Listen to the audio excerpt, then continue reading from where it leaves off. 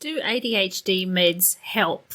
To tell you the truth, I don't know. I'm going on the journey to try and figure that out, so I'm going to share that with you. Hello, I'm Olivia D'Souza. I'm a multi-passionate entrepreneur. I'm a content and podcast expert. I support visionary entrepreneurs and leaders passionate about living with purpose. Join me as we explore podcasting, life, business, and authenticity. Subscribe for meaningful conversations with a business buddy who gets what it's like. Welcome to Magnetic Pod. I'm stepping in the next level me.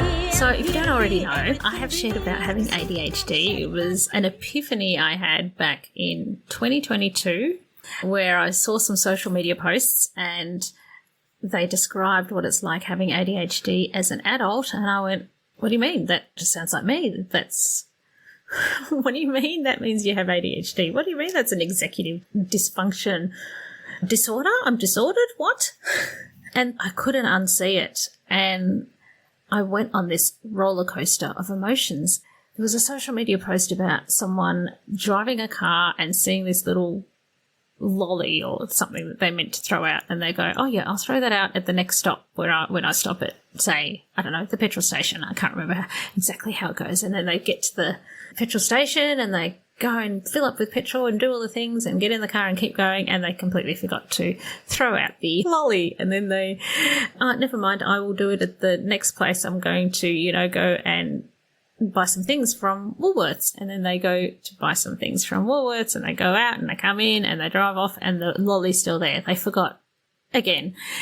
And then they go, okay, I'll do it. I've got to make a stop on the way home. And so they make a stop at, whatever it was, and go out, do the thing, come back, drive along in the car, and then realise, oh, oops, I did it again. The lolly's still there, the half-eaten lolly or whatever it is, still there. Got to throw it out. And then they finally get home, go in the house, and the next day come back to the car, get in the car for the next day activities and go, it's still there. And they burst into tears, and then someone's with them goes, well, that's not such a big deal. And it's like, yeah, but this is just one thing. This is my whole life. And I went, okay, I can kind of relate to that. And, I went down this rabbit hole of seeing things like people that lose their phone or their keys or whatever.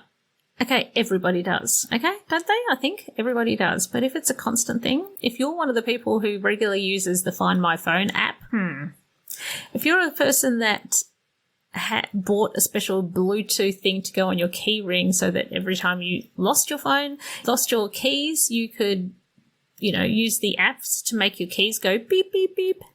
Yeah. If you're out in the bathroom and you look at the fact that you need more toilet paper or your toothpaste is running out, and then you walk out the doorway of the bathroom and it's like da da da da da da da da da, like whatever intentions you had to go and write that on the shopping list have just evaporated.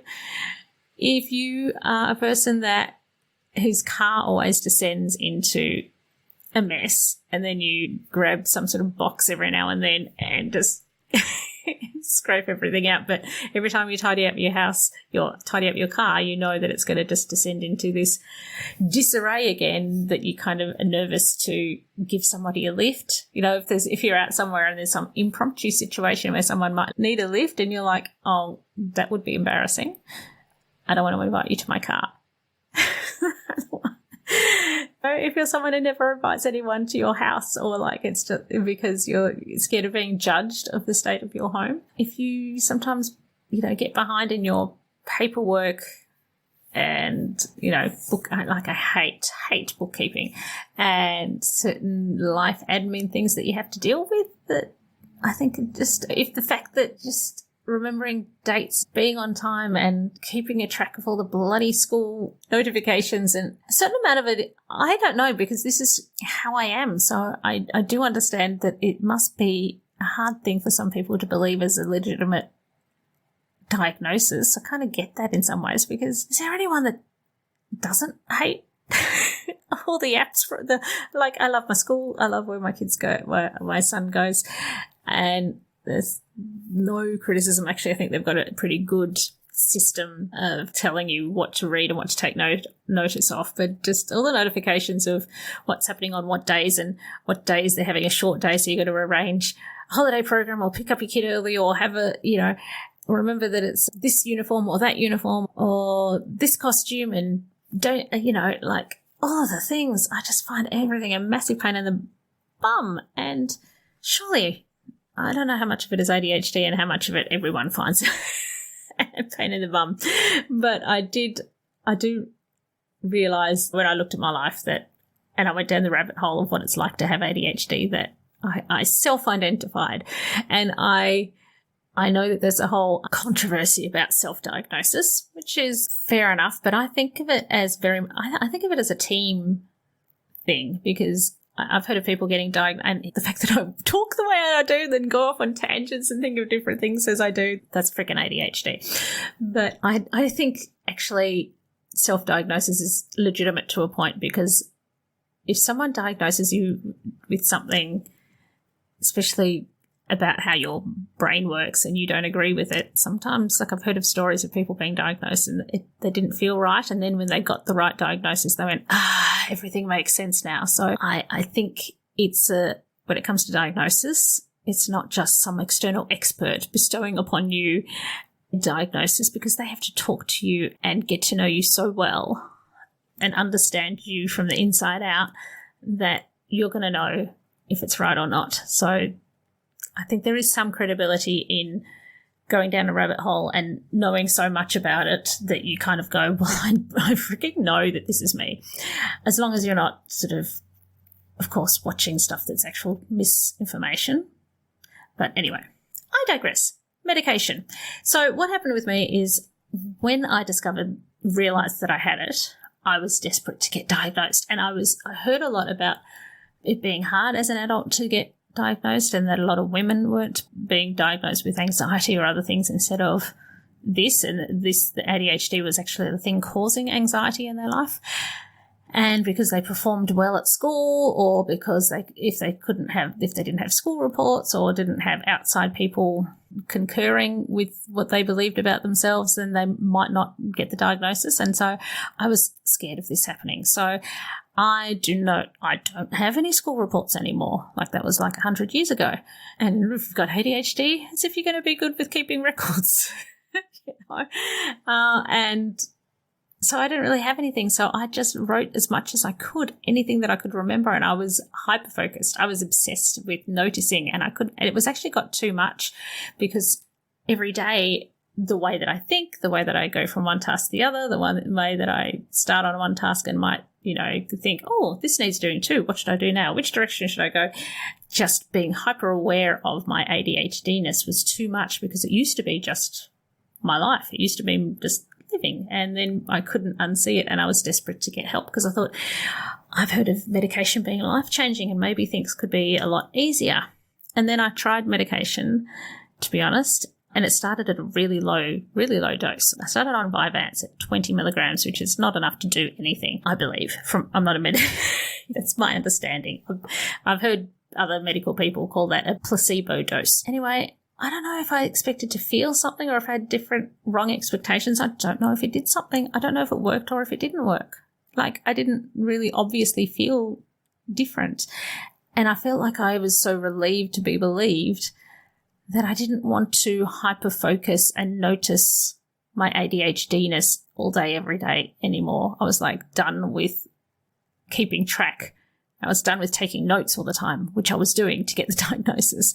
And I actually think I need to do that a bit. So I went on this path of trying a couple of different meds with a doctor who at the end of after trying that and Concerta said, so maybe you just want to, she said something along the lines of, I don't know, I felt like I was a failure by not responding the way that it's expected and saying, yay, this is working. And I felt a bit confused by her asking, well, what do you want to do now? Which is probably a fine question to ask, but I was a bit confused, like, don't you want to try me on other meds? Anyway, at that point, I just left it for a while, and I ended up getting a recommendation for another doctor, but this was like, I just left it for months, and then I eventually heard of someone who a friend went to who she found really helpful, so I kept persisting with reaching out.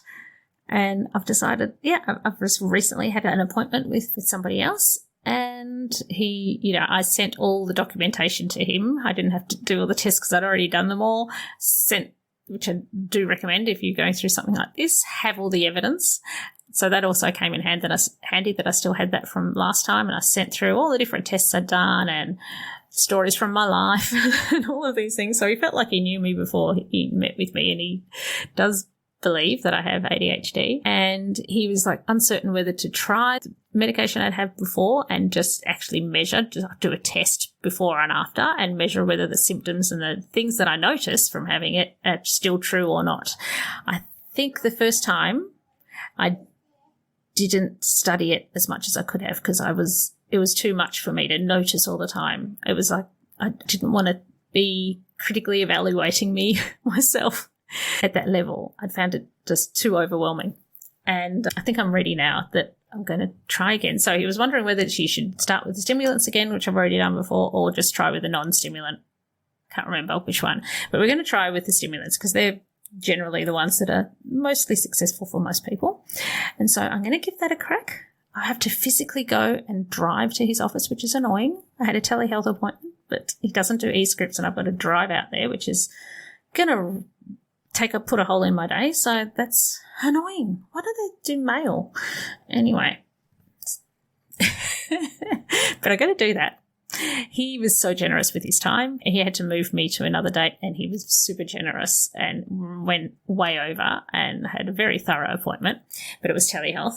So I'm going to have a crack. So I guess I'll keep you in the loop and see how that goes. I'm going to try Vyvanse. He's going to start me on a higher dose on 40 and we'll go from there. And maybe this time with different expectations, I might notice.